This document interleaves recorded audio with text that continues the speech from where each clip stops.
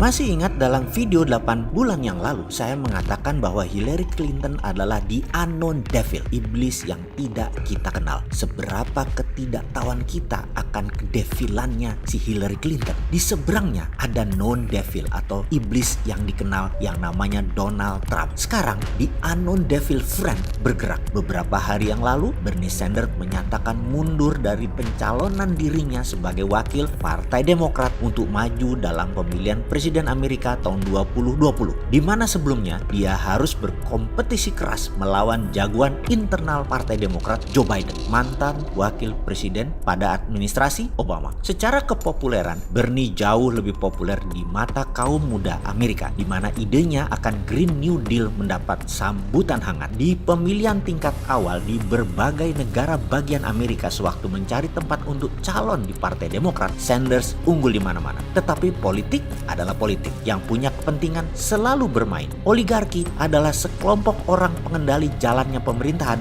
juga bermain, termasuk di Amerika juga plutokrasi, yaitu orang kaya yang mengendalikan pemerintahan itu di mana-mana selalu bermanuver. Yahudi Zabatai di belakang Partai Republik dan Yahudi Ortodok di belakang Partai Demokrat bermanuver. Kita walaupun hanya pengusaha UKM di Indonesia harus tetap memperhatikan apa yang terjadi di dunia internasional, terutama negara besar seperti Amerika, China, Rusia, Eropa, dan saat ini ditambah Brazil dan India masuk dalam kekeran mata kita. Kebijakan mereka para global player ini bisa mempengaruhi UKM di Indonesia. Seperti saat ini, setelah corona ada badai besar yang akan menghantam Indonesia. Badai resesi yang menyebabkan badai PHK dan badai pengangguran. Kembali ke Sanders. Ketika Joe Biden masuk di tengah kancah pertempuran calon Partai Demokrat, beliau masuk terakhir, yaitu 3 bulan yang lalu. Teman-teman pengamat intelijen pertahanan khususnya bidang ekonomi tersentak. Trump cukup panik. Dia berusaha serang Joe Biden dengan isu anaknya Biden ada skandal di Eropa urusan dunia pharmaceutical. Perhatikan, kata pharmaceutical ada tanda petiknya agar Joe Biden tidak masuk jadi calon dari Partai Demokrat. Sebentar ya, kita merefresh sejarah sedikit. Obama punya grand plan yang namanya Obamacare, semacam BPJS-nya kesehatan Indonesia. Bedanya di sini kita pakai dana negara, sementara di Amerika adalah negara swasta. Jadi Obamacare di belakangnya adalah dunia kesehatan,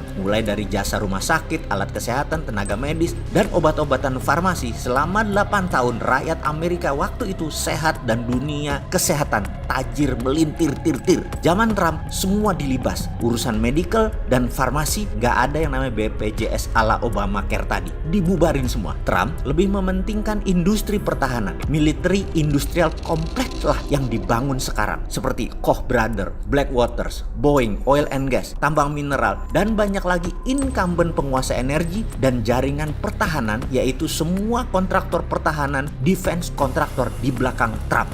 Inilah yang menjadi diskusi para pengamat yang puncaknya Sanders pull out. Dunia farmasi di belakang Biden mempengaruhi 300 orang electoral vote di kursi Partai Demokrat. Mereka maunya Joe Biden. Obama dan Clinton bermanuver. Obamacare Jilid 2 dibawa oleh Joe Biden sebagai tema kampanye di tahun 2020 ini. Ini bisa memukul Trump yang tidak diam dengan menggerakkan CIA di belakangnya. Borok Biden dikumpulin, koneksi Biden dengan Cina siap-siap dibuka. Biden adalah komisaris di banyak pharmaceutical giant company. Sekali lagi, sekedar mengingat, siapa yang paling diuntungkan dalam peristiwa COVID-19 ini? Yaitu dunia medis, rumah sakit, alat-alat kesehatan, dan farmasi besar. Begitu vaksin diluncurkan, triliun dolar nilainya, dan mereka di belakang Biden. Bernie Sanders tidak punya dukungan politik dan plutokrasi. Jadi mulai jelas mengapa saya 8 bulan yang lalu mengatakan Hillary Clinton the unknown devil. Ya benar, di belakangnya ada dunia farmasi yang tega-teganya membuat dunia seperti ini. Mereka panen juga untuk mengambil alih serta dunia. Itu strategi mereka. Itulah geopolitik. Kedepan para analis melihat kemana Sanders berpihak. Di 2016